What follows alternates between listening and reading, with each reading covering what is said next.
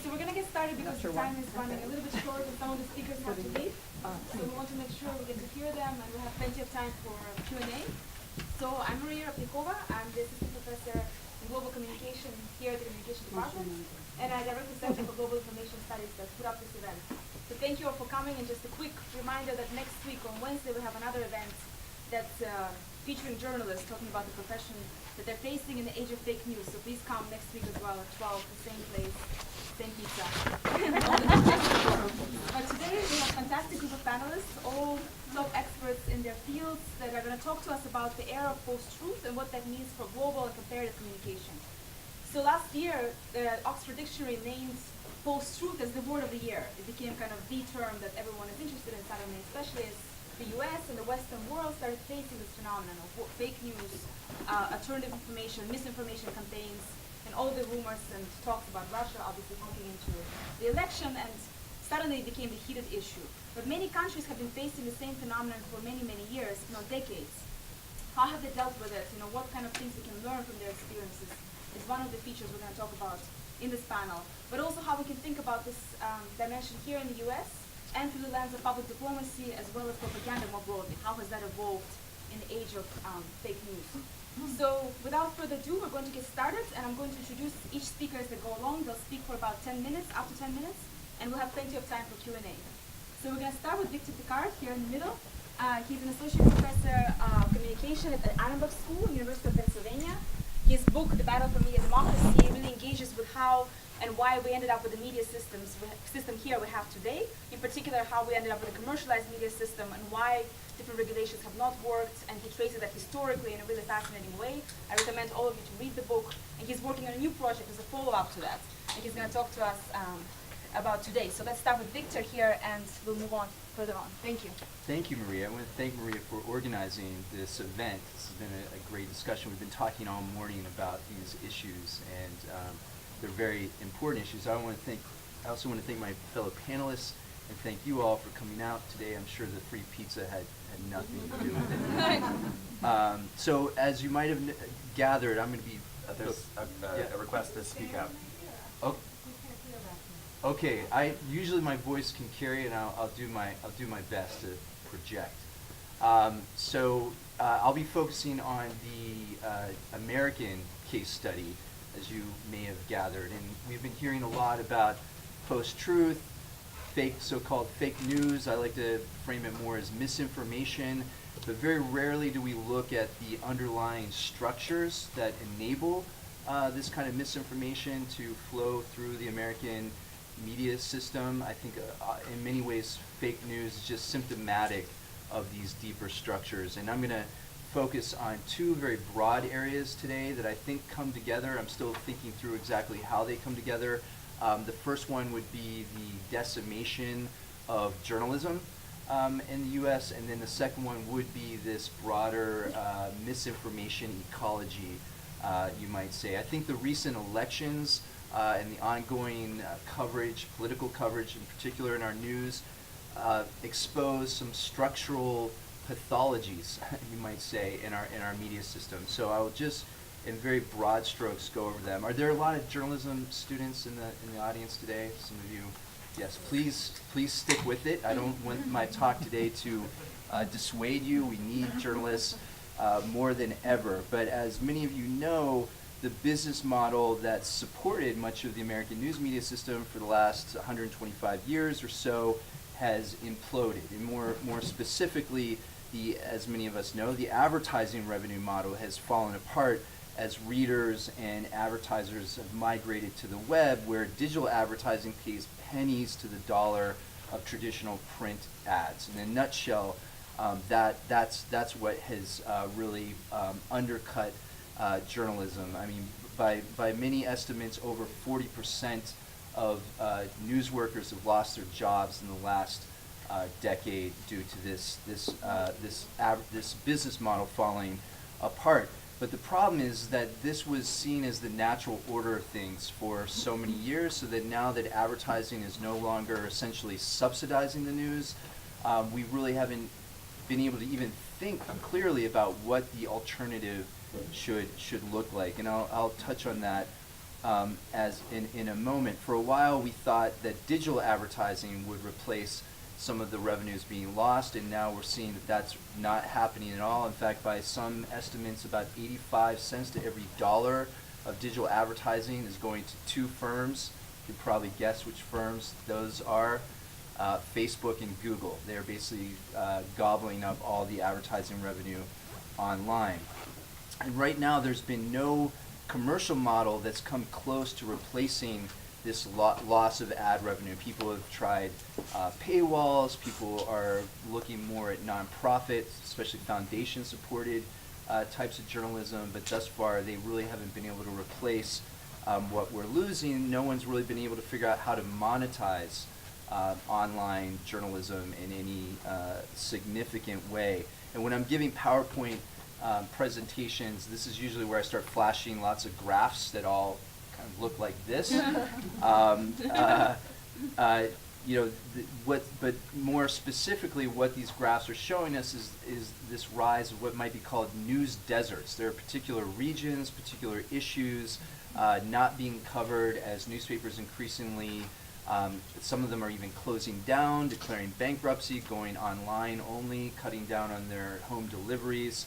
These are all symptoms of a broader dysfunction in our news media system. And of course, even in their beleaguered state, newspapers are still providing most of the journalism, the actual original reporting that the rest of the media system relies on. So that's why it's really not so much about the future of newspapers, it's about the future of journalism, and more specifically the future of public service journalism. There are particular types of journalism like local reporting, state level reporting, international bureaus, these things that the market has never really done a great job of supporting, and that's what we're losing first. The kind of stuff that maybe it might not be the sexiest kind of journalism, but it's the kind of journalism that democracy really requires to have an informed populace.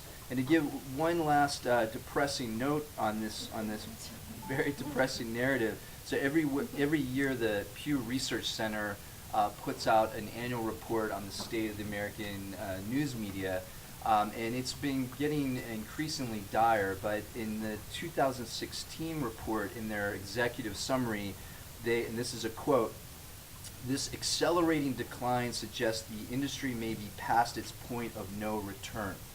And for Pew Research Center to say this, they're sort of the gold standard for understanding where the health of our news system is. For them to say this really speaks volumes about the health of the American news media system. And yet, you would think that we would recognize, if this were true, we would see this as a social problem, a problem that all of society needs to grapple with and treat as a policy problem. And yet, thus far, there has been no meaningful policy response to this ongoing and worsening journalism crisis. And that's one of the things I'm grappling with in my next book, is try to figure out why that is. Why have we not recognized this as a serious problem? Now, there are similar trends affecting news media around the world, but there are some unique qualities to the U.S. situation. Unlike other media systems around the world, especially in democratic societies, the American media system is dominated in many sectors by a handful of corporations. It's only lightly regulated in terms of public interest protections, and it's largely commercial with only a very weak public alternative. Many countries might have one or two of these problems. Rarely do you have this perfect trifecta that's created a kind of perfect storm. It's really subjected the American media system to certain vulnerabilities because it is so commercialized. And just to demonstrate how weak our public media system is, so the U.S. government, and this is based on 2011 data, but it's basically still the same. The U.S. government allocates about $1.35 per person towards funding public media every year. If you add in local and state subsidies, that gets up to almost $4 per person. So, the price of maybe a latte or something that we pay for our public media every year. If you compare this to, for example, the Japanese spend approximately $54 per citizen per year. The BBC receives over $90 per person per year. If you start looking at some Northern European countries like Denmark, Finland, they spend well over $100 per person per year to support a healthy public media system. Of course, the BBC is often, we get kind of warm, fuzzy feelings when we hear about the BBC in the U.S. The U.S., we've got PBS and NPR, but of course PBS can no longer even afford Big Bird. And they basically had to lease Sesame Street over to HBO. Sesame Street has been essentially privatized. So we've kept this very impoverished public media system in the U.S., and so we don't have that kind of safety net for when our journalism starts to fall apart like it is right now, when the market's no longer. That was always the ideal of public media, was that the public media can step in where the market fails to support journalism. And you're seeing that in countries like Britain, where the BBC has just sent 150 reporters across the country to cover local journalism, to sort of align themselves with various news outlets and to try to step in where the market's no longer supporting important journalism. So the second major structural problem in the last minute and a half that I just want to nod to is, as I mentioned earlier, this misinformation ecology. And I don't think we can talk about this for more than a few seconds without mentioning the role of Facebook. And what's been really interesting in just the last few weeks, you've seen a kind of sea change where immediately after the election, where there was this fake news hysteria, people were really freaking out about it, but it was usually being framed as an audience problem. You know, that we are just gobbling up this fake news. We need better media literacy. We need to crowdsource this better to identify fake news. Maybe Facebook would say, oh, we need to make some tweaks in our algorithms. But rarely did you say, you know, this is a regulatory problem. This is a problem for all society. I think in the last few weeks that has suddenly changed. There have been some new revelations. Recently, the Wall Street Journal had this piece saying that, you know, where before the mantra was, if it bleeds, it leads, now the mantra is, if it's outrageous, it's contagious. It's something, and so this starts looking at, you know, maybe Facebook has some responsibility here. And of course, Mark Zuckerberg is infamous for saying that Facebook is a tech company. It's not a media company. And this really removes some of the responsibility from Facebook. They're just a platform. They're just a neutral intermediary. They're not a publisher. They're not an editor. Well, I think that frame, we're starting to see a shift in this framing. And I think it's creating an interesting and important window for reconsidering what is Facebook's social responsibility. What is the role of Facebook in democratic society? And maybe I might just end on that kind of big question that we can start discussing as a group here, because again, this affects all of us, so we all should be talking about it. Thank you very much.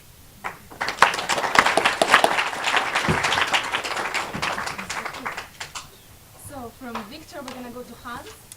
Hans Klein at the Georgia Institute of Technology, the Public Policy School. He focused quite a bit in his work on internet governance, globalization, regulation, but most recently his project that he talked to us about this morning is actually engaging with Russia Today. As many of you are familiar with Russian-sponsored TV network that's reaching pretty large audience here in the US and oftentimes actually showing some muckraking programs that present some alternative, potentially media space here in our country. So we're going to go to Hans and he'll tell us all about it. I will try to stand up so hopefully you can hear me better in the back. Okay, I'll try to be the provocateur here. So the subtitle of my talk is "In Praise of Fake News." Maybe it's not such a bad thing. So my starting point is not fake news and new media and Facebook and so on, but it's the established media, the established news and journalism, and the concern that my beginning point is the tradition of critique of the media, mainstream media, whether it's print, video, broadcast, cable, and so on. So New York Times, Washington Post, NPR, you name it. And on the one hand, these mainstream media and the establishment media produces high-quality journalism, good fact-checking, the kind of stuff that Victor has praised and which I largely agree with. But at the same time, there's a function of media which is a governance function, if you will. So arguably, there's a body of literature that looks at the media and it's the ways in which its independence can be compromised by both state and private power. So the news that we read is arguably, at a certain extent, influenced by who's producing the news, who's releasing the sources, who's funding the newsmakers, how concentrated is the industry, et cetera, et cetera. And there, the perspective on relatively large concentrated news, even as it's very professional, is that it has an inherent bias due to its structural forms and to its relationship to the larger power structures in the society. And so it performs a certain governance function to validate the status quo, to disseminate the perspective of larger corporations, to disseminate the perspective of the state as a way of government, if you will, or major government agencies. I find, I would say, particularly perhaps in foreign policy, providing narratives of U.S. foreign policy to the American public, that it has been sometimes called to manufacture consent, to use a classic term that you may be familiar with if you're a journalism student or political economy of journalism student. So my perspective is a little bit, we've always had fake news to some degree, and that fake news is the bias inherent in a concentrated news media industry with strong links and dependencies on state and private power. Now, what's been interesting historically has been the alternatives. New technologies come along and they disrupt the status quo. I looked quite a bit at the arrival of cable television it started early, but in the 70s and in the 80s, it was regulations were put in place to create public access television, which was to give, with the new technologies, much more channels were available, to give a voice to those members and elements of society that didn't have much of a voice, and potentially more of the critical voices, more of the fringe voices in society. And it turns out that the public access experiment, and I've worked with People TV here in Atlanta and Cambridge Community Television in Cambridge, Massachusetts. Arguably, that experiment was not as successful as had been hoped by legislators and so on in terms of broadening the voices available in the public sphere in the United States. So we had a generation of technology. We had an experiment there in the 80s, continuing up to the present. Today we've seen the impact of the internet. The internet continues to come into its own, and again we have new media outlets, diversification of sources of journalism, of public affairs reporting, and so on. And arguably, it's more effective. And it can be, so we're seeing a wider range of opinion. It's amazing what you'll find on the internet. But there's a very substantial body of, I would argue, reputable but dissident journalism. Whether it's, I don't know how many of you subscribe to Alternet, maybe on the left, consortiumnews.com, and then there's, of course, the others more disputable, maybe Breitbart News, or et cetera, that a whole list. But we're seeing that's arguably had a greater impact with the arrival of the internet and new institutional forms of news and public affairs reporting. The public has really started to get an alternative, more effective alternative sources to news and public affairs than the mainstream media. And I think there's a lot of garbage out there, but I think there's a lot of excellent stuff out there as well. That the desire for a more diverse set of voices has in fact we've moved in that direction. So when I read about the sweeping concerns about fake news and post-truth, my concern is that, where do I read it? I open up my New York Times in the morning. I open up my Wall Street Journal, and the New York Times warns me about fake news. But wait a minute, isn't the New York Times really warning me not to read anything but the New York Times when I see that? And haven't some of the lists of fake news sites included some of the alternative sites that are actually quite reputable? I know consortiumnews.com received a significant award from Harvard University for journalism and so on. So my concern about the fake news debate is that it's a backlash against the alternative news and against the diversification of views that we're seeing in the public sphere. And so therefore, I'm quite concerned about it. An example, there's a list of fake news sites. This isn't quite a fake news story, but we all heard about the revelations that the Democratic National Committee had some pushback, an internal actions to downplay the Bernie Sanders and the left wing of the Democratic Party. We hear about that story all the time, but what we really hear about that story is how terrible it is that that happened, how illegitimate that is. Actually, I'm kind of glad I heard about that story. I found it quite remarkable that the DNC had been outed in that way, or doxxed, or whatever it was, and we learned about the actions that were going on and the way that it essentially was a form of investigative journalism that broke that big story. Now, it was investigative journalism. It was the actions that led to that were illegal. I don't approve of illegal actions, although we have seen some things like that perhaps in the past. The Pentagon Papers, Daniel Ellsberg also perhaps illegally doxed the Department of Defense back in the, I guess, the 70s, and that's seen as a high point in investigative journalism to some extent. So my point is, when it comes to fake news, I'm concerned that although you can find lots of examples of truly fake news, let's not throw the baby out with the bathwater, and let's embrace some of these new and alternative news sources that are diversifying the voices that we otherwise might not hear if we were solely to rely on the established mainstream media. Thank you.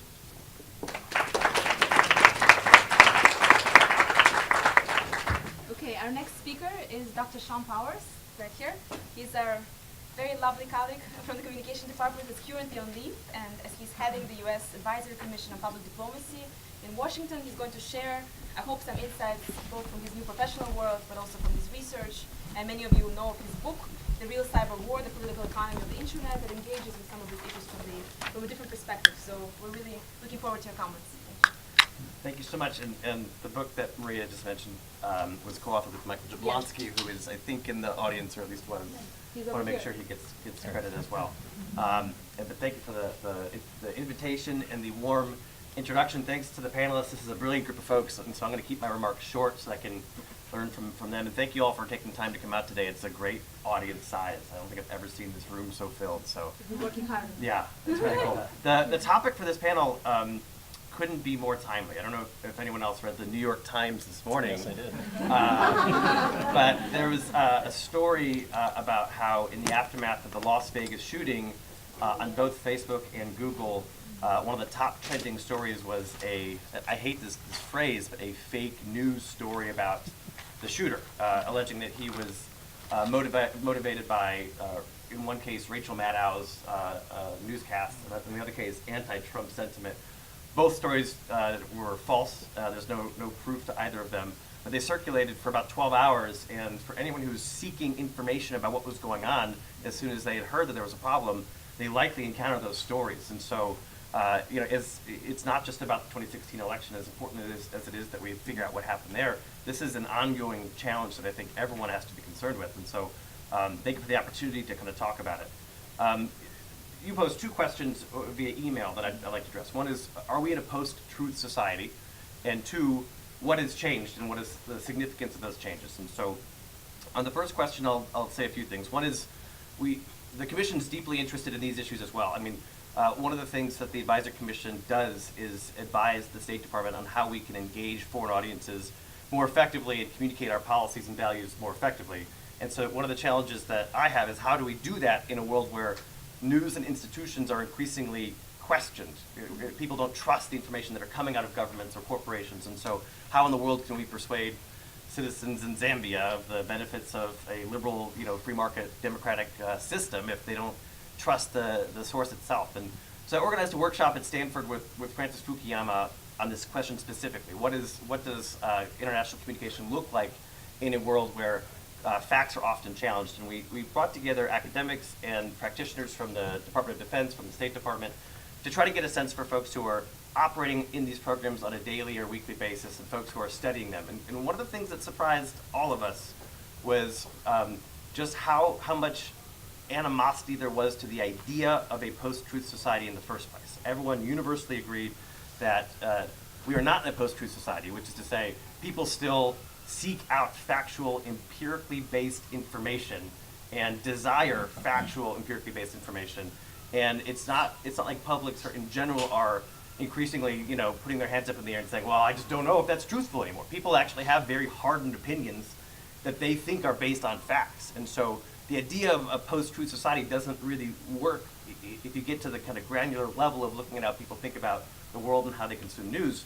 And then even worse is there was a growing consensus with this group that the idea of a post-truth society was in and of itself a strategic narrative. And what I mean by that is by embracing the term, by Oxford English Dictionary using this as their 2016 phrase of the year, it gives it authenticity, it gives it value, it makes it seem like maybe we are in a post-truth society. And the problem there is it opens up a series of windows and opportunities for actors like the Russian government, which sponsors RT, Russia Today, to say, well, maybe you're not getting all the facts that you need. Maybe there are alternative facts that you should be considering.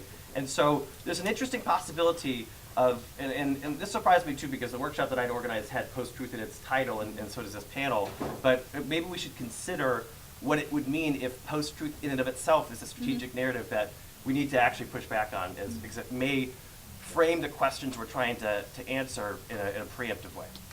Okay, so with that in mind, I'll answer the question of what's changed, which is a lot. How do you? So if I'm saying we're not in a post-truth society, facts matter, empirical information matters, I still have to reconcile all of the craziness that we've been experiencing in the past 12 or 18 months.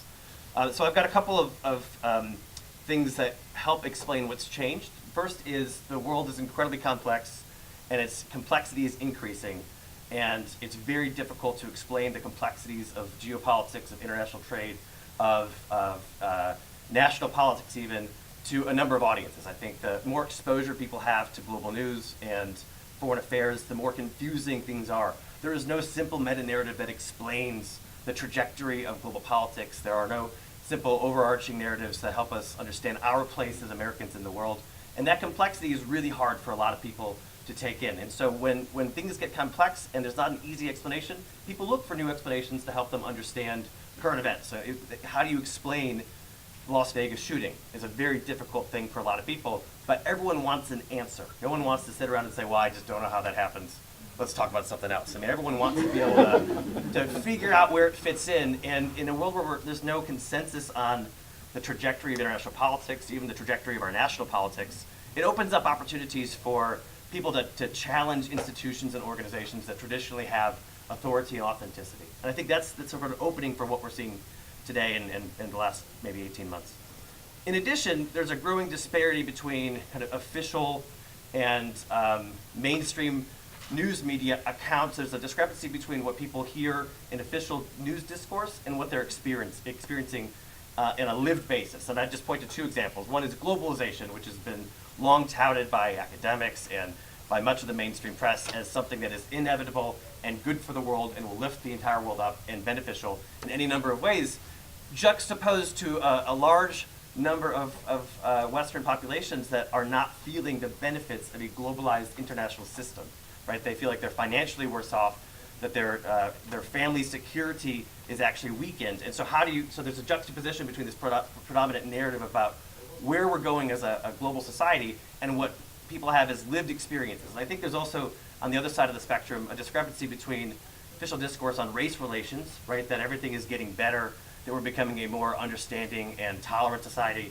and what a lot of folks see as their lived experience of increased animus, increased hostility, and increased violence along racial lines.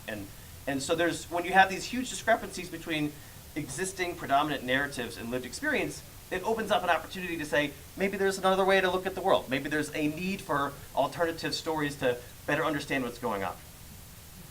The third thing that's changed is a new global media ecosystem, which both Victor and Hans have talked about. And what I mean in this case in particular are the globally networked social media platforms that we all have become so used to and familiar with in our daily basis. One of the things that's really important to think about is how few barriers there are to entry in a world of globally networked social media platforms. Okay, so it was hard to broadcast a story about the motivations of a mass shooting in Las Vegas in a world without Facebook and YouTube and Google. There are very few barriers to entry now. Any number of people in this room could have been among the first people to create a story as soon as they heard the news. And that lowered barrier to entry transforms the ways in which news is generated and circulated online. In addition, we have some well-organized actors who have an explicit interest in sowing chaos into the American and many parts of European societies. I'm going to just highlight two, but there's others. Right-wing groups in particular, extremist right-wing groups, alt-right groups, see their political agendas furthered by a chaotic and divided American society or European societies. And of course, the Russian government sees their geopolitical interests furthered by a weakening of American democracy or European democracies. And so they're investing in institutions and media strategies that sow chaos in the societies that they see as their enemies. And I'm happy to go into greater detail on that, but I don't want to dwell on it for too much time. In addition, the third thing that's changed is we've got an economic model that prioritizes and privileges sensationalism and it's sensationalism above investigations. And what I mean by that is on Facebook and to a large extent on Google, money is made by getting people to click on things. And how do you get people to click on things? You have outrageous headlines, basically. So that the actual context or the actual story itself becomes almost irrelevant to the financial model that's funding a lot of news organizations now. And so everyone is driven in a direction that is not in the best interest of a society that is concerned about actually getting things right. It certainly is far from a public service model that Victor talked about the importance of a few minutes ago. I'm going to throw in one more thing before I get to my conclusion here, which is we also have to be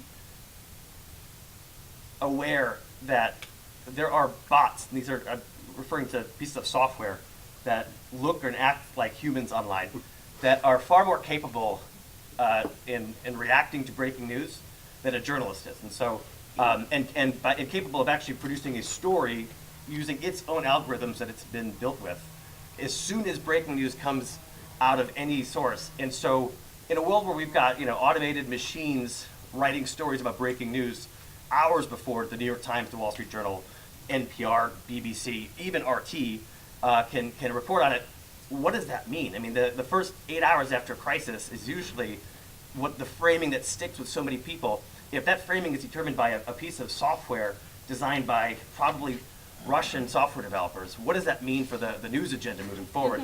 and how do we deal with this as a society? So a couple of takeaways in the 45 seconds I have left. First, technological systems are adapting fast, but I want to push back a little bit on this idea that we get all of our news from Facebook. The BBC had an interesting study, realizing that so many of their audience members were getting information from Facebook.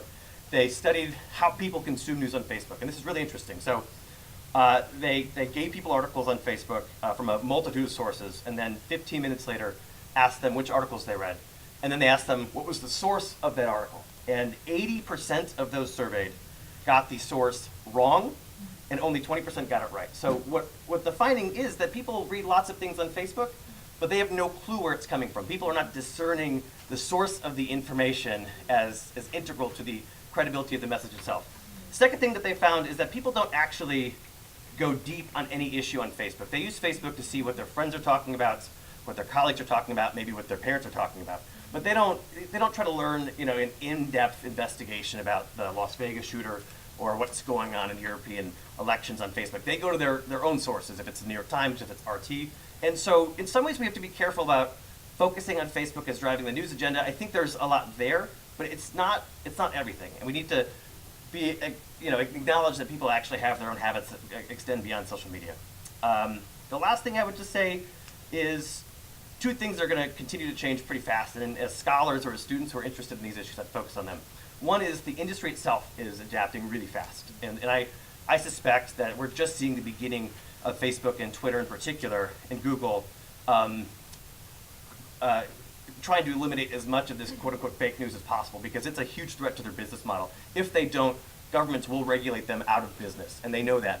And corporations, their job is to stay in business, and so we're going to see a drastic change in the way they, I think, allow for the circulation of information. And as scholars and as students, you have to focus on those changes, because these corporations have tremendous power on what gets published and what is allowed to be circulated, and it needs the careful and scrutinous eyes of everyone in this room. The second is I would suspect that there's going to be a lot of legal changes as well. I think the German government is increasingly regulating fake news, and I think that's just the beginning. And there's some First Amendment freedom of expression concerns that I have, but there's also a balance between how do we protect fake news about a Las Vegas shooter that can be really detrimental, but at the same time protect everyone's right to dissent and political speech. So I'll leave those questions for you for later. Thank you for your time.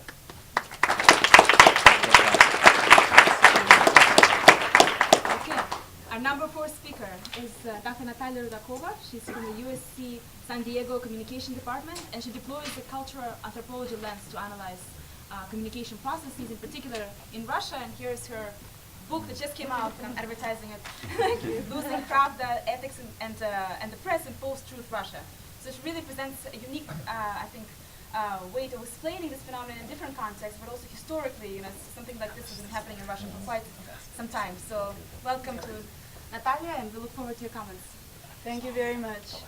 So as you can see, I did put post-truth in the title of the book, so I think the topic does apply more to the Russian realities over the last 20 years than to the US realities, which is what the book is about.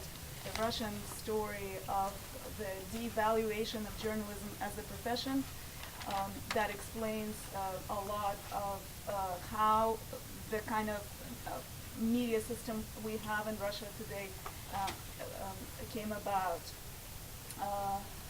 I often have said when I would present my work before that I have had the sense when I was doing field work in Russia over the past 15 years that I was sometimes feeling like I was studying the future of American journalism, and that is indeed sometimes how it seems to me at times, given the last 12, 15 months or so in the United States. But I do think that the Russian case that I analyze is more or less the worst case scenario that we can imagine for what happens when a profession of journalism and the public sphere as such more or less becomes superfluous or disappears, and what happens after.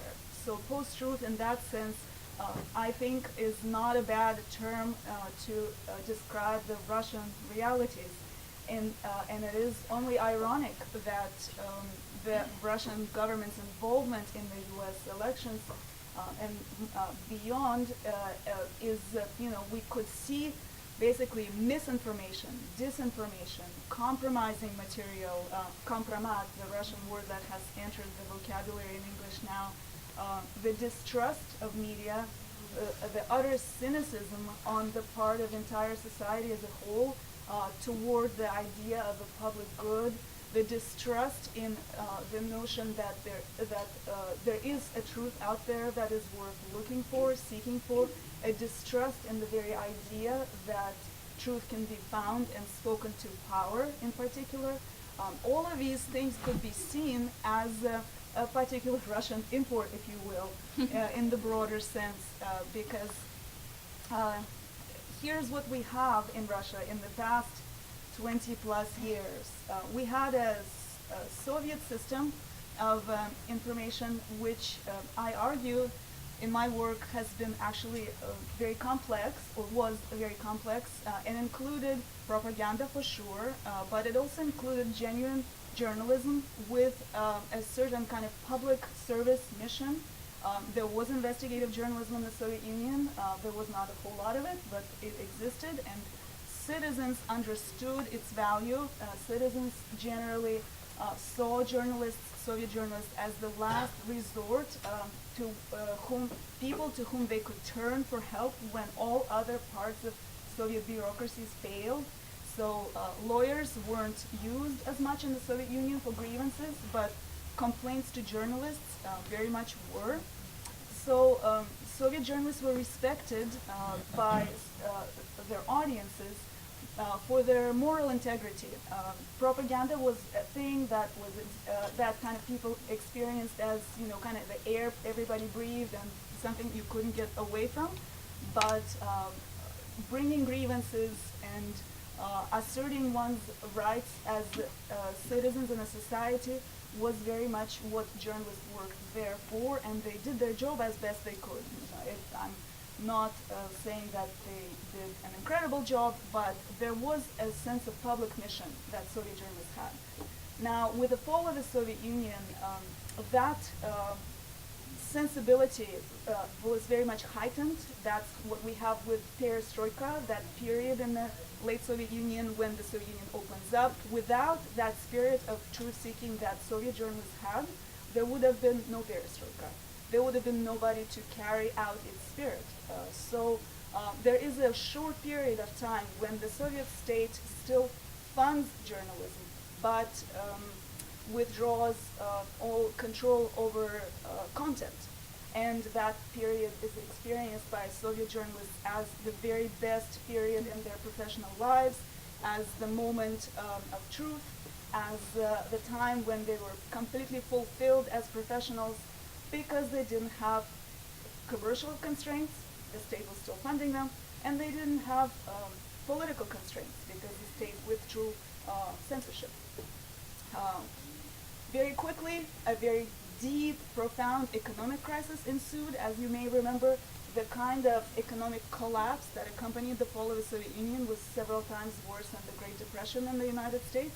So that is something to be always kept in mind. And it was a very unfortunate moment when many Soviet journalists were willing to start new businesses, newspapers, publishing houses, broadcasting stations, but there was no money to go around because the economy was stalled. So what we have in that situation is the black market economy emerging into the open, and a lot of dark money, if you will, to use the modern term, starts to be available to fund journalism.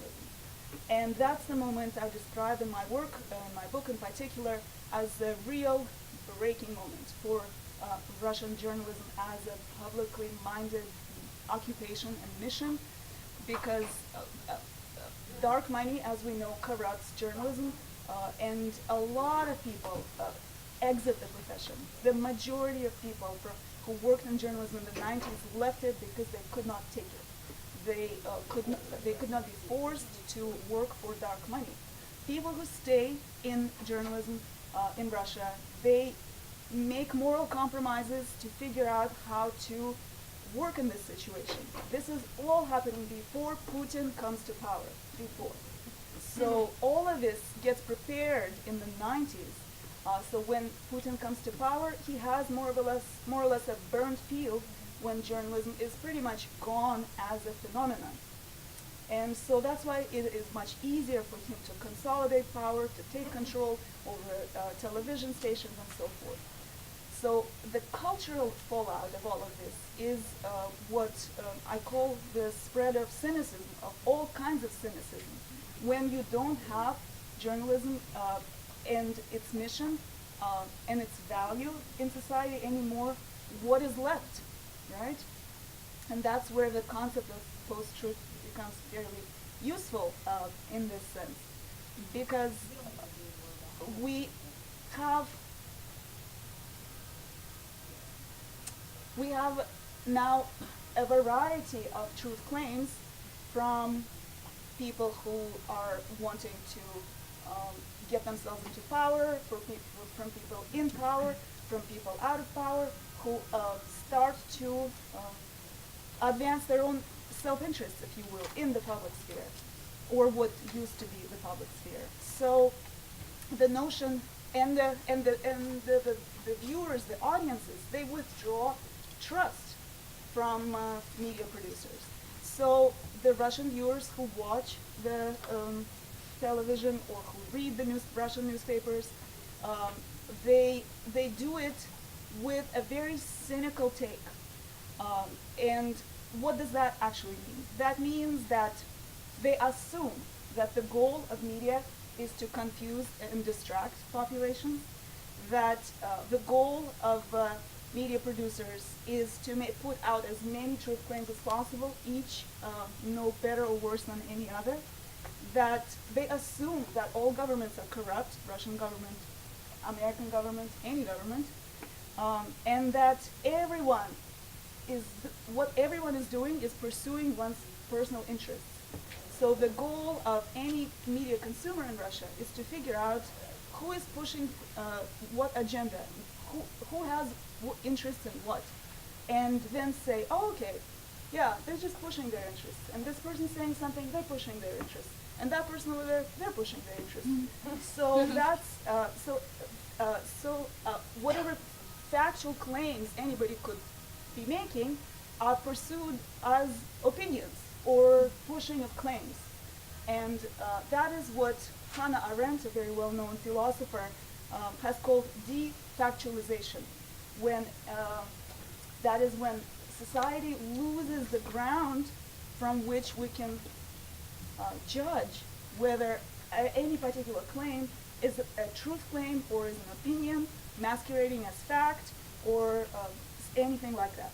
So to conclude, I guess, I have been thinking a lot about, okay, what happens after the apocalypse, so to speak, right? Because this is what we more or less have in the Russian situation. Well, one thing that happens is that all of that kind of cultural sensibilities, if you will, get exported, which is what we have with Russian hackers or Russian policy makers or public speakers feeling like it's fine to interfere in American elections because Americans interfere in elections too. And besides, elections are a sham and democracy is just a fairy tale anyway. It doesn't exist anywhere. So anything is allowed, anything is possible. So that's what in part happens after an apocalypse like that. But the second thing that happens is people are not stupid, of course. So there's a little bit of movement in Russia that you start to see these days, and it's very slow, and it's I think happening faster here than over there because the dissolution of the public space here has not been so full and profound as it happened in Russia. Is that there is a growing need to figure out how do we retrust people and public speakers? How do we figure out how we separate truth from falsehood? What are the criteria we're going to use to tell truth seekers from other people? How do we establish trust? Who do we trust and who do we not trust? So that's, I think, where the positive and the optimistic side of me goes, and I think it's probably going to be a little bit of a battle between those two things for a while. So, thank you.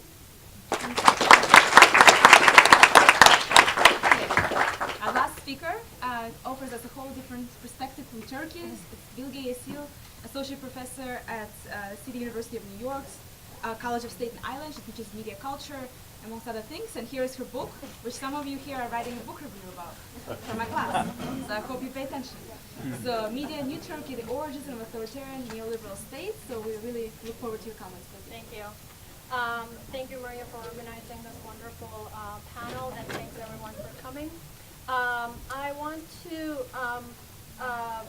kind of draw on what the previous speakers have been talking about, especially this kind of seeming clash between commercial actors or corporate giants in the media landscape and state actors or government actors.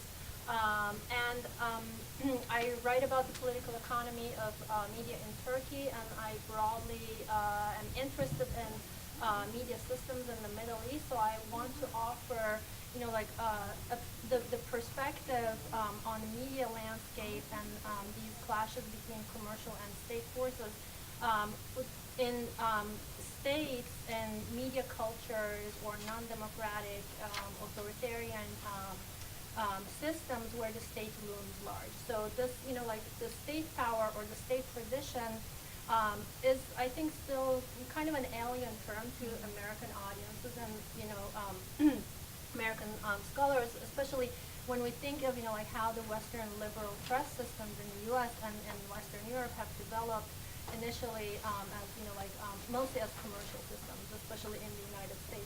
But in other parts of the world, especially in the Middle East and in Turkey, and we can broaden this perspective perhaps to Latin America and obviously like Russia and Southeast Asia.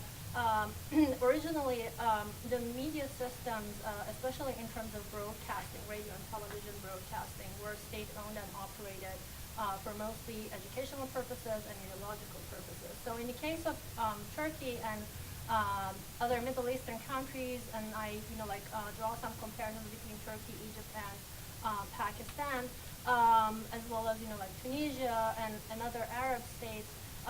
The broadcasting operations were always seen as very, very instrumental to public education, to ideological formation, and to building a national identity, especially in the aftermath of colonial experiences. So in the 20s, 30s, from the development of radio systems, and then 50s and 60s television systems, the state has always maintained control over radio and television to inculcate this, idea of a new nation. But on the other hand, again, in the case of Turkey and other Middle Eastern states, there was this long tradition going back to late 19th century, this long tradition of privately held press outlets.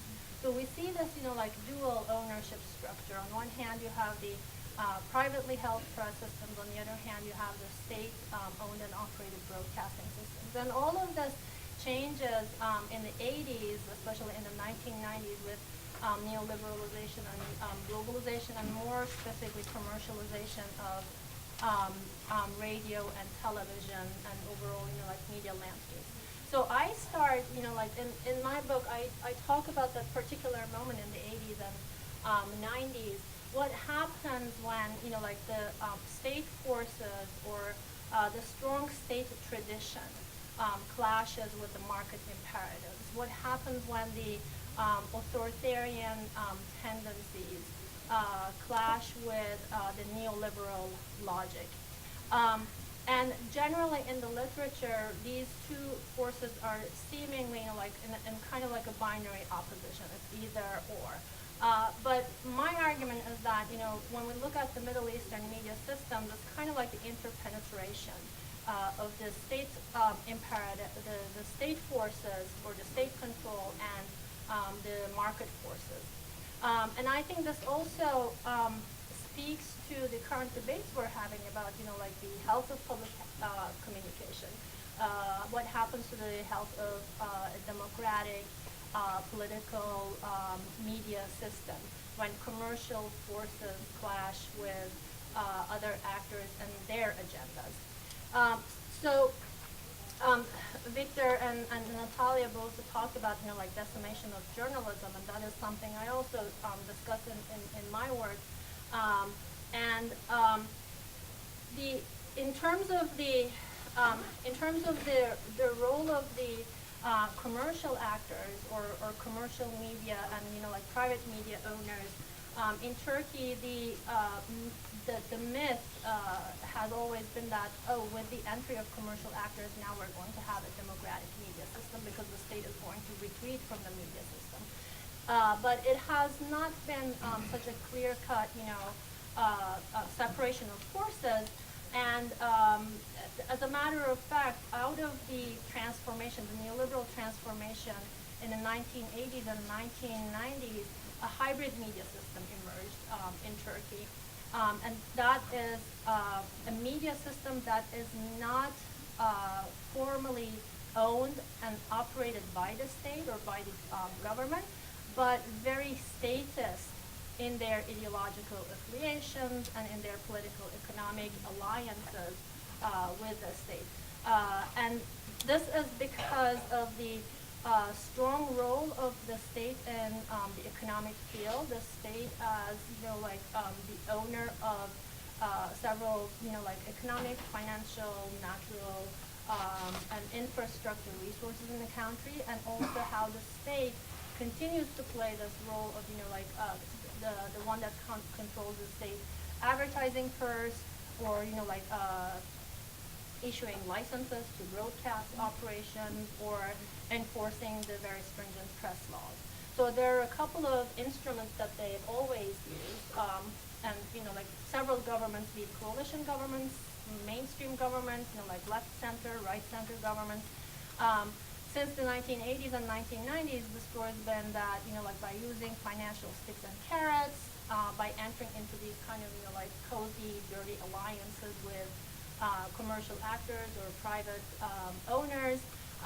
They've always had these, so media owners use their media outlets as bargaining chips for privatization deals, state bids, credits from state banks, and in return the state and the military and the bureaucratic establishment have used the have exploited the media owners to push a particular political agenda. At times this was anti-Kurdish, at times this was anti-political Islam, and now with Erdogan government in power since 2002, it's been like the opposite. It's like anti-secular, like pro-Islamic. So this the tension that I particularly talk about in my work is this tension between what David Harvey calls the logic of the territory versus the logic of the market. So what happens when the state decides to deregulate the media marketplace and decides to pull out and allow the entry of commercial actors, but still want to maintain that ideological control. So out of this tension, I argue that this hybrid system emerges.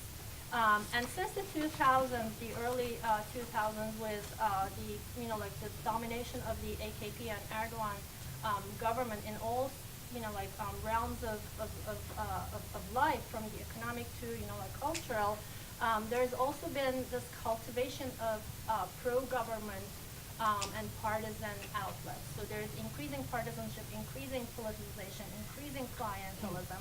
So you look at all these commercial, like outlets, newspapers, and television stations and news channels that are seemingly privately held, but are actually, like Erdogan's, close friends or partisan businessmen and cronies and whatnot. After I, finished this book, the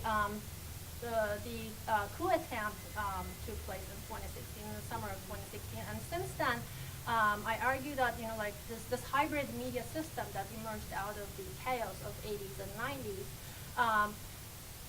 took a different turn towards becoming more state-owned. So it went from state/privately held to more hybrid, and now it's going back to state-owned, because after the coup attempt, using terrorism charges and fears of disunity and the coup attempt and whatnot, the government successfully took over the assets of several media companies. So dozens of newspapers and television outlets have been closed.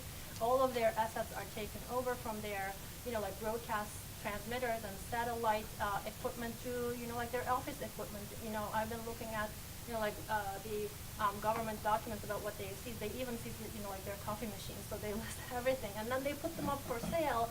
And guess what? The buyers are Erdogan's friends. So this, it's almost the private media is being stated again. So we see this, media capture and this kind of predatory state. So that's the other perspective that I want to offer. When we talk about the commercial corporations or the giants, how they become stated, and what happens to the health of public communication. Okay, thank you. Thank you very much. We're now going to open the floor to you guys, so please stand up, introduce yourself, and ask your question. And I'll just call on whoever raises their hand. No hands. Where are they? Come on. It's so quiet. What's happening here?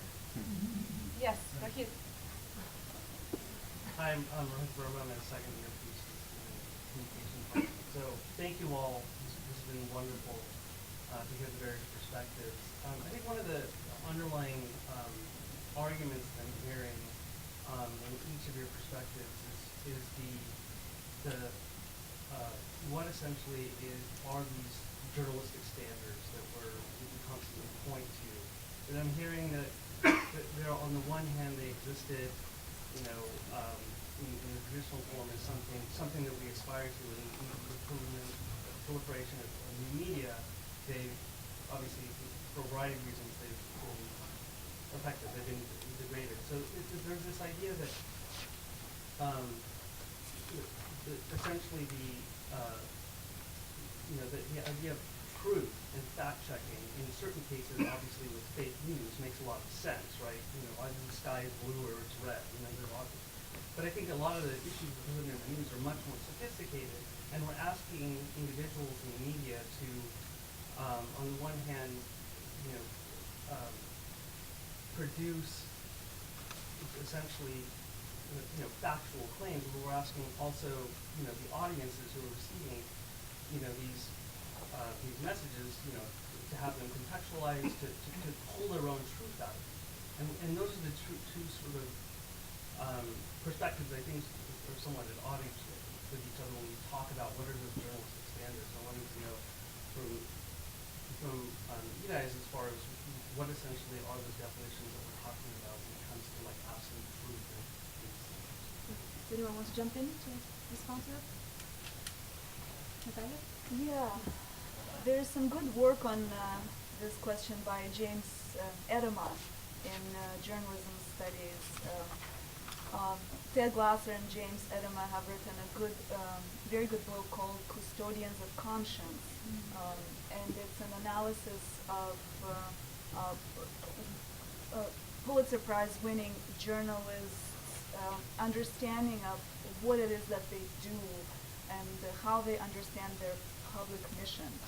And there are two kind of big approaches to truth in philosophy that Edelman and Glasser bring up, and one is what they call the ontological approach, which is basically going for statements having a correspondence to reality. So, sky is blue, and you look out, you see the same thing, that being, an approach to truth. When there's a correspondence between what is said and what is out there. And then there's another approach to truth in philosophy, and they talk about it. It's called a coherence theory of truth. And that one is a little bit more tricky, because that one is about a certain account of something being true to how one experiences their life. It's more phenomenological, if you will. When you hear something, just like what some of you guys were talking about, if a person reads a news account, but that news account does not resonate with their lived experience of things, then there is no coherence, in other words, between what they read and what their life tells them the world is like. So apparently, according to Edelman and Glasser, at least, best journalists, the prize-winning journalists, judged by their peers, are the ones who are able to craft news reports, investigative pieces that do have that resonance to people's lived reality, that speak to people's everyday concerns, that reflect in a complex way, what people care about and worry about and think about. So that's kind of what in journalism studies is out there in terms of thinking usefully about truth as a concept for journalists, and I found that distinction very useful. Any other thoughts on journalism standards? Go ahead. Just real quick, one of the things I was hoping to get to, but I didn't, but it connects to the question, is I think it's easy for us to get focused on the American context and forget that it's quite different abroad. So if we could just take the case of Germany, for example, which recently had an election which we knew the Russian government had funded a number of ways to try to influence the news agenda to disrupt the democratic process. So I think it's really interesting is that the German public, by and large, does not use social media platforms to get their news. They don't trust social media platforms for something as important as their news. And they still believe in the national press and news organizations. And I think it's important to look at these other examples and say, what are they doing that's working, and what can we learn from their system? It may have to do with sort of a more hybrid model of publicly supported and privatized news media. It may have to do with the fact that their economy is relatively strong. But it's easy for us to get kind of soaked up in the American context, and there's a lot of other interesting models I think we could look at in thinking about this question of how to make sure that truth emerges as a winning concept. Great. Other questions? Yeah. So this is a multi-part question. You should introduce yourself first. Oh, I'm Delaney. I'm a fifth-year PhD student. I was interested in the moment when you mentioned that there has been a shift in paradigm, that it went from if it bleeds, it leads, and then it goes to if it's outrageous, it's contagious. And it's clearly there's a shift in the kind of affect that circulates, right? So if it's in the beginning, if it bleeds, it leads, it's more of a shock followed by fear. Oh my God, if it happened to me, something like that. Then now we have, if it's outrageous, it's contagious, which is more of a kind of a rage, anger. My question is basically, how does this shift in predominant affect in mainstream media paradigm affect the media industry and the public at large? And then, isn't this sentiment of rage a self-defeating strategy that could strengthen the general cynicism towards the very news media outlets that are encouraging this kind of sentiment? Anybody can answer. Go ahead. Okay, I'll say we might be in a period of social learning because we've got a new technology, we've got new business models, new ways of getting information, and one of the things that happens is when initially introduced, new practices have a high impact, and then their impact diminishes over time as the public becomes more aware of it. And I would say right now, if it's outrageous, it's contagious, or the New York Times article that Sean cited, you hear about the Las Vegas shooting, and immediately the first stories you get are wild ones on Facebook. They outrage you. I'm guessing that the people who read about the Las Vegas shootings and immediately got it on their Facebook feed that it was either Hillary Clinton or Donald Trump who was behind the whole thing, or the Russians, the public today, I bet, is less willing to believe Facebook than it was 2 or 3 years ago. And 1 or 2 or 3 years in the future, there will be even increased media literacy in the public. So I think there is a media literacy shift taking place right now. And we tend to think that the snapshot we've got right now is where we stand. But in fact, I think it's a moving picture. So we want to put these issues in a temporal perspective. One of the reasons being it's a concern when you rush to implement policy. You say, oh my God, last year everybody was hoodwinked by fake news coming out of the Balkans or something. We've got to regulate on that. Whereas if you perhaps let social learning take place, the people will self-regulate themselves, and you might not need to put these quote-unquote protections in place, also known as governmental controls over the media. So put it in a temporal perspective, possibly have a little more confidence that social learning is taking place, watch about the imperative to control the media from on high, because once those controls are in place, you could have a bigger problem than the one you set out to solve. Victor, do you want to add something? Sure. I would like to believe that this social learning would take place, but I'm also worried that, as we were hearing earlier, I think there could be growing cynicism instead. I think people are intelligent, and if they realize that they're getting a lot of misinformation, they just stop trusting any of these sources. I do think, and this goes back to the earlier question, there are some things that we could do, and we have been here before, historically, in the U.S., to keep it as sort of U.S. focus for the moment. Back in the 30s and 40s, there was this growing sensationalism around print media, but also the birth of broadcast media. And as a society, we decided that there needed to be norms of responsibility. And I think that we might be at that kind of moment again where we have to start looking to see what sort of responsibility does Facebook have, for example. If they simply hired, they have plenty of money to do this. They could hire more editors to vet some of this stuff. The problems that happened after the Las Vegas shooting, like that could have been avoided. So any human could have seen that there were problems with these news stories. So I think that's part of the discussion we need to have as well. What are some of the structural tweaks? How could Facebook be prompted to be a little more responsible? Yeah, please. Just to add one quick thing to that.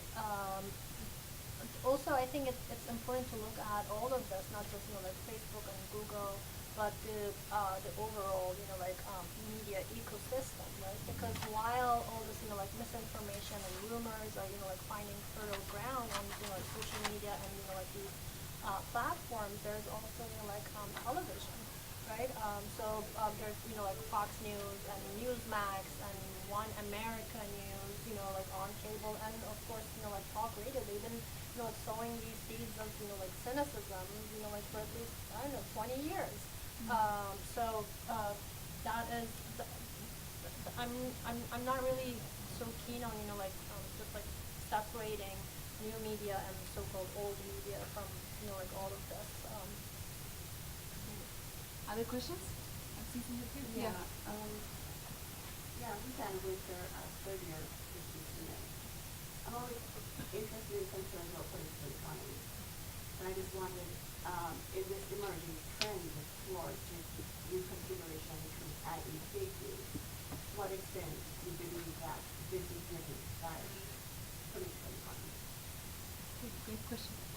We have a We lot of happen to political have economy people here. the world's greatest political economy scholar. This have a whole couple. panel is filled. Yeah. Rarely will you find so many Yeah. political economists in don't know one what room. happened. Let's hope they don't try to take us out. That's right. That's right. Can't go in the same text. The very short, easy answer to that is yes.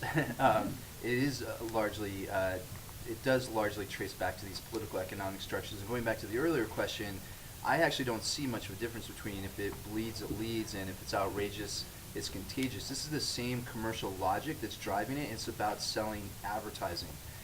There's a reason why they want to sensationalize. It's not just because they think that's what people want, but that's what gets people's attention. It's a very cheap and easy way to get people's attention to then sell advertising. So if you take away that, or if you somehow mitigate that commercial imperative, I don't think that would solve all of our problems, but that certainly would help. And it's really quick, an interesting piece to this is how the metrics that the corporate world use to assess their significance in the news arena, clicks, number of audience engagements, number of audience reactions, seep into public service media in a way that has an interesting political economy element. So working in the State Department, we oversee a number of news and information programs that target foreign citizens. Voice of America is probably the best known, and that's publicly funded media, but they use the same exact metrics that New York Times or any CNN does, because those are the metrics that they're using. But that means they have a corporate or a for-profit mindset in assessing what they're actually doing, which is not what they're actually paid to do. They're a public service media institution that focuses on foreign audiences. And so it's interesting how the technological side and the commercial model side seeps into the public sector in ways that I wouldn't have seen. Did you want to add something on political economy? Yeah, I was thinking about obviously like the proliferation of fake news and state propaganda and misinformation in the Middle Eastern and Turkish context, where like a lot of not necessarily state-sponsored but government-affiliated outlets, like they do not have to worry about advertising revenue. I mean, yes, they hope to get some ads, but at the end of the day, they know that they're being subsidized or funded by the government to a certain extent. But in terms of their political economic relations with the government or with the powers that be, it's not just like they're doing this to get favors from the government, but also in terms of their ideological affiliations, they are doing it for the government, right? So in the case of Turkey, it's more about, like, now we have to do this for the government because finally, like, the Islamists are in power, and, like, the real owners of the country, like, have the power, and it's very reminiscent of, like, what Trump has said in his inaugural address, like, now the real, like, the people are in power finally. So it's, I think it's a two-way street in that regard. Great. Any questions on this side? We haven't seen. Yeah, go ahead.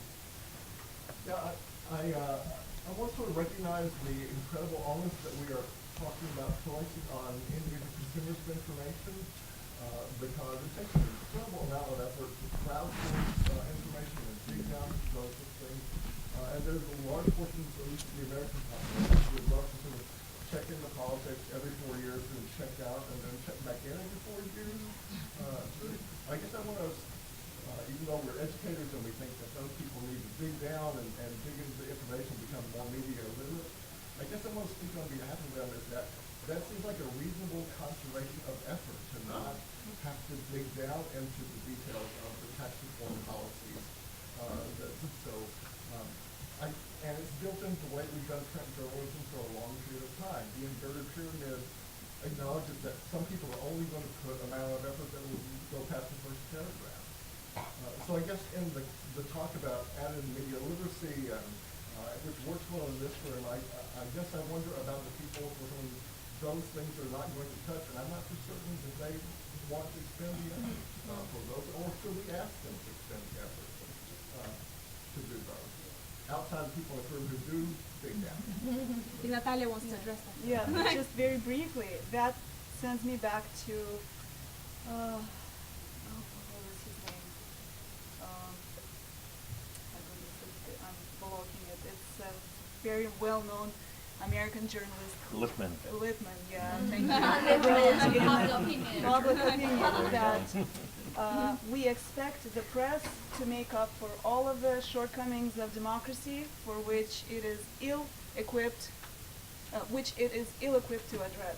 That is, if we only rely on the press to sustain our civic engagement and civic life, and forget about public associations and community life and all sorts of other things that people have done historically, then indeed we are shortchanging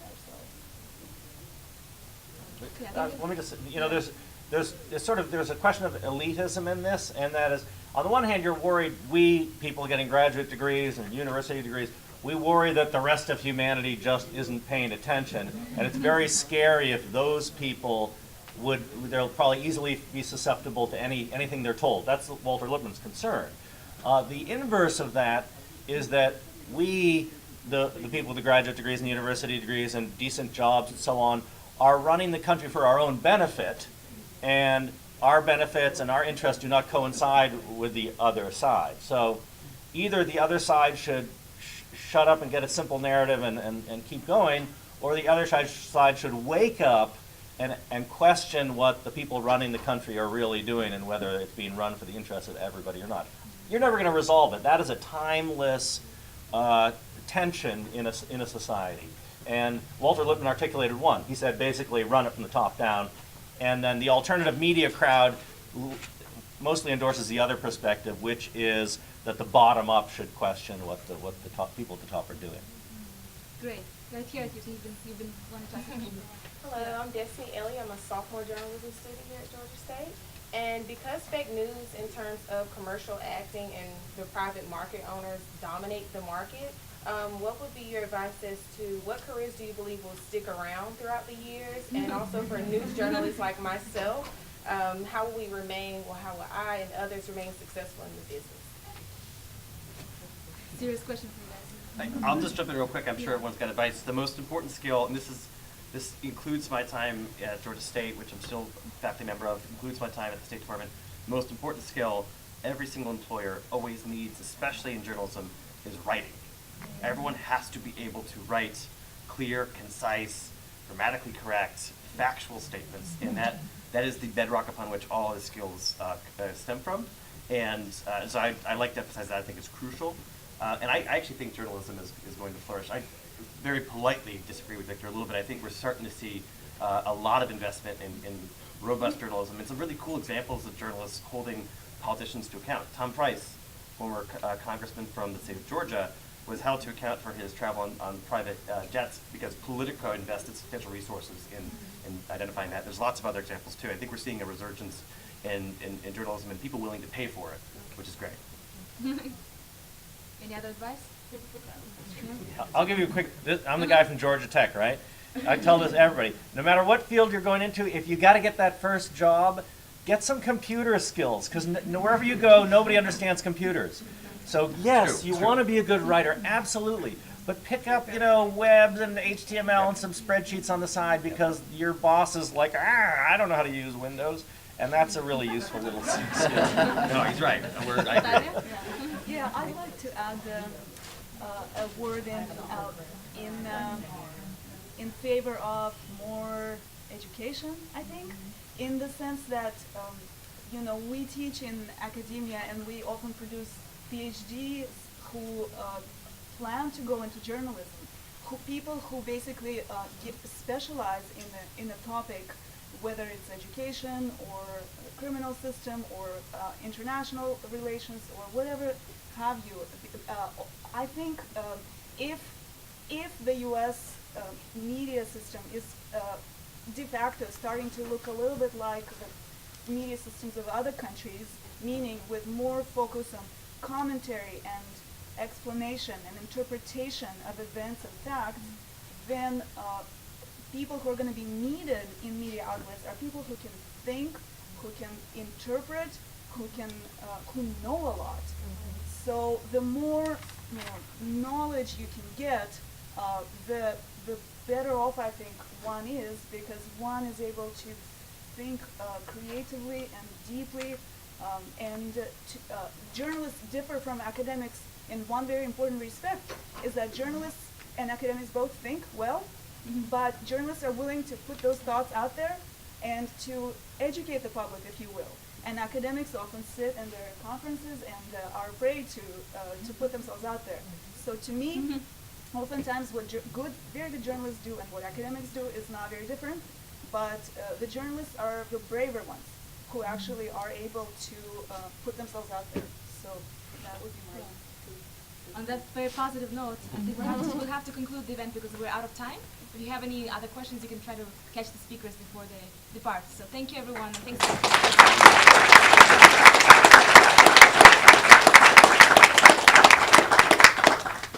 going to say in the business.